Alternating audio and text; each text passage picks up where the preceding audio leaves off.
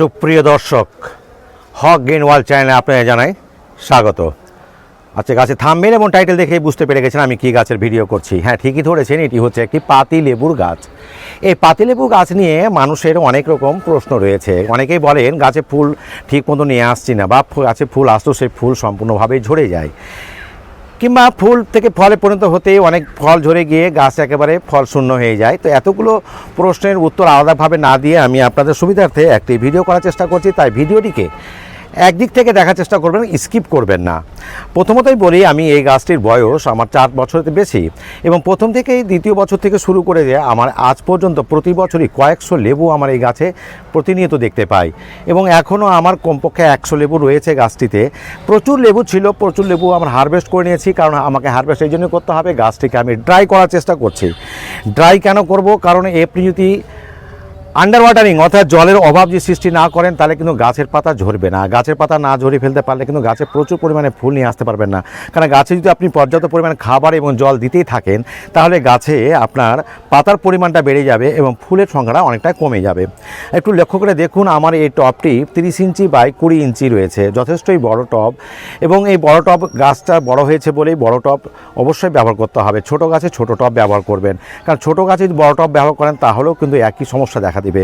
তো প্রথম থেকে আমি বলি, আমার গাছটা একটু লক্ষ্য করলে দেখতে পাবেন গাছের পাতা প্রায় মৃত্যুপ্রায় হয়ে এসছে, অনেকটা পাতা শুকিয়ে গেছে। এই যে দেখুন, একটু বাড়ি মারলেই দেখছেন কত পাতা ঝরে যাচ্ছে। এই যে দেখতে পাচ্ছেন পাতা প্রায় ঝরে যাচ্ছে। তো এই পাতাগুলো প্রতিনিয়তই আমার ঝরে যাচ্ছে, এবং এতটাই পাতা ঝরেছে যে আমি আপনাদের যদি দেখাই কত পাতা ঝরেছে, তাহলে কিন্তু আপনি অবাক হয়ে যাবেন। দেখছেন কত পাতা ঝরছে, এবং এখানে প্রচুর পরিমাণে পাতা আমি ঝরিয়েছি। এই পাতা ঝরার ব্যাপারে একটা পয়েন্ট অবশ্যই আপনারা খেয়াল রাখবেন, সেটা হচ্ছে গাছের পাতা যদি শুকিয়ে গিয়ে গাছ থেকে আপনি পড়ে যায়, তাহলে আপনার গাছ কিন্তু খুব স্বাভাবিক রয়েছে। কিন্তু যদি দেখা যায় গাছের পাতা শুকিয়ে গিয়ে গাছে আবদ্ধ থাকছে, অর্থাৎ গাছের সঙ্গে লেগে থাকছে, তাহলে মনে করতে হবে গাছে আপনার আন্ডার ওয়াটারিং অর্থাৎ জলের ক্রাইসিস হয়েছে। ঠিক এই মুহূর্তে আপনাকে একটি গুরুত্বপূর্ণ পদক্ষেপ নিতে হবে, সেটা হচ্ছে যখনই বুঝবেন গাছের পাতা ঝরে পড়ছে না, গাছের পাতা শুকিয়ে যাচ্ছে, তখন কিন্তু আপনাকে গাছে জল দিতে হবে। আর এই মুহূর্তে শুধু গাছে জল দিলে হবে না, গাছে দিতে হবে পর্যাপ্ত পরিমাণ খাবার। এই খাবার পেয়ে গাছ নতুনভাবে সেজে উঠবে এবং প্রচুর পরিমাণে ফুল আপনার গাছে আসবে। এখন এই গাছে আমাকে ফুল নিয়ে আসার জন্য কি কি পদক্ষেপ নিতে হবে সেটা একটু দেখতে থাকুন। গাছের গোড়াটি খেয়াল করে দেখুন, একদম আমি একটু জল দিলাম এই জন্যই যে গাছের এতটাই শুকিয়ে গিয়েছিলো, এইরকম জায়গা দেখতেই পাচ্ছেন কত শুকিয়েছে যে গাছকে খোঁড়া অসুবিধা হয়ে যেত। তাই আমি একটু জল দিয়ে একটু নরম করার চেষ্টা করলাম। বন্ধুরা দেখতে পাচ্ছেন আমি গাছের 4 সাইডটাকে একদম গর্ত করে নিয়েছি, দেখতেই পাচ্ছেন। এবং এখানে প্রচুর পরিমাণে অর্থাৎ পর্যাপ্ত পরিমাণে সুষম খাবার দেব। সুষম খাবার কী দেব সেটা একটু আপনাদের দেখিয়ে দিই। আমি এখানে অবশ্যই জিঙ্ক দেব, কারণ জিঙ্ক গাছে প্রচুর পরিমাণে ফুল ফল নিয়ে আসতে সাহায্য করবে, প্রচুর ফুল ফোটাতে সাহায্য করবে, ফুলগুলো গাছে যাতে স্টেবল হয় সেটা সাহায্য করবে। আমি অবশ্যই এখানে বোরন দেব, কারণ আপনারা জানেন পরোক্ষভাবে বোরন কিন্তু এই ফল গাছের জন্য অত্যন্ত প্রয়োজনীয়। গাছে থেকে ফল কোনো অবস্থায় ঝরে পড়বে না, কারণ যে ফলগুলো রয়েছে আমার সেইটা, এবং নতুন করে যে ফুল আসবে সেই ফুলটাও ঝরতে দেবে না।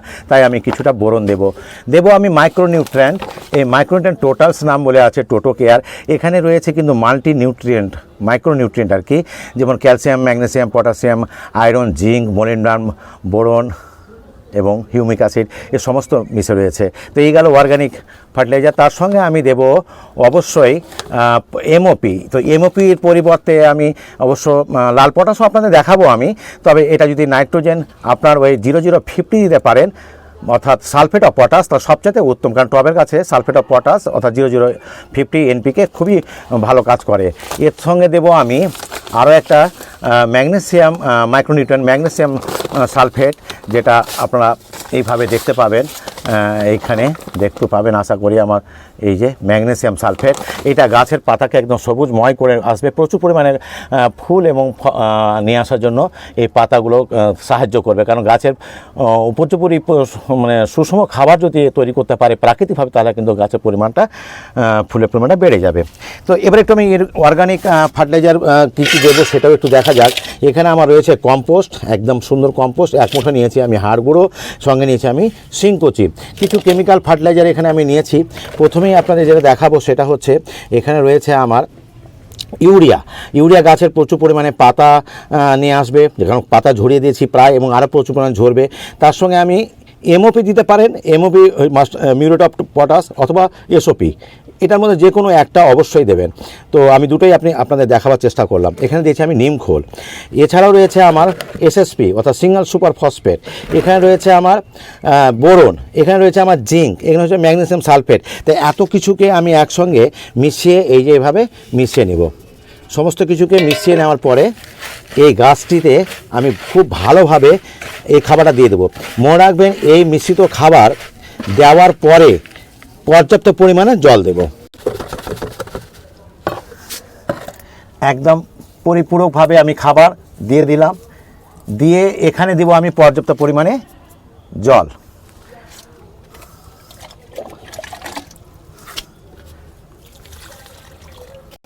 তো বন্ধুরা দেখতেই পাচ্ছেন একদম পর্যাপ্ত পরিমাণে জল দিলাম। জলটা মাটির মধ্যে প্রবেশ করলেই আমি যে এই মাটিগুলো আছে সেই মাটিগুলো ধীরে ধীরে আমি এটাতে চাপা দিয়ে দেব। দিয়ে আর এখন মোটামুটি আপনি ততক্ষণ পর্যন্ত জল দেবেন না যতক্ষণ পর্যন্ত গাছে ফুল আসছে, মানে 15 দিন আবার আপনি এখানে ড্রাই করে রাখবেন। এখন তো যদি খুব শুকিয়ে যায় তাহলে একটুখানি জল দেবেন। তো এইভাবে জল দেওয়ার পরেই আপনি দেখতে পাবেন প্রচুর পরিমাণে আপনার গাছে ফুল আসবে। আর এই ফুল সমেত ভিডিওটিকে দেখতে হলে আপনাদের অবশ্যই আমার চ্যানেলটিকে সাবস্ক্রাইব করতে হবে। আর একটা কথা বলে দিই আপনাদেরকে, গাছে ফুল আসলে বা আসার মুহূর্তে 2-1টা ফুল দেখতে পেলেই আপনি 2 ধরনের স্প্রে করবেন। প্রথমত আপনার ছত্রাকনাশক, আর তার ঠিক 1 সপ্তাহ পরে যে কোনো কীটনাশক স্প্রে করবেন। আর যদি সম্ভব হয় আপনার হাতের কাছে থাকে পিজিআর, যে কোনো পিজিআর, মিরাকুলান হোক বা যে কোনো কিছু আপনি এখানে স্প্রে করে দেবেন। আর ফুল খুলে গেলেই কিন্তু ভুল করেও একটিও কোনো প্রকার কোনো ধরনের আপনি স্প্রে করবেন না। বন্ধুরা, এই গাছে ফুল আসা পর্যন্ত আপনারা একটু অপেক্ষা করুন, এবং পরবর্তী ভিডিও আমি ঠিক সেই মুহূর্তেই নিয়ে আসবো যখন গাছে প্রচুর ফুল আসবে বা অল্প পুষ্টির ফুল আসতে শুরু করবে তখন। তো বন্ধুরা, সেই ভিডিও দেখতে হলে অবশ্যই অপেক্ষা করতে হবে। ততদিন পর্যন্ত আপনারা সুস্থ থাকুন, ভালো থাকুন। ধন্যবাদ।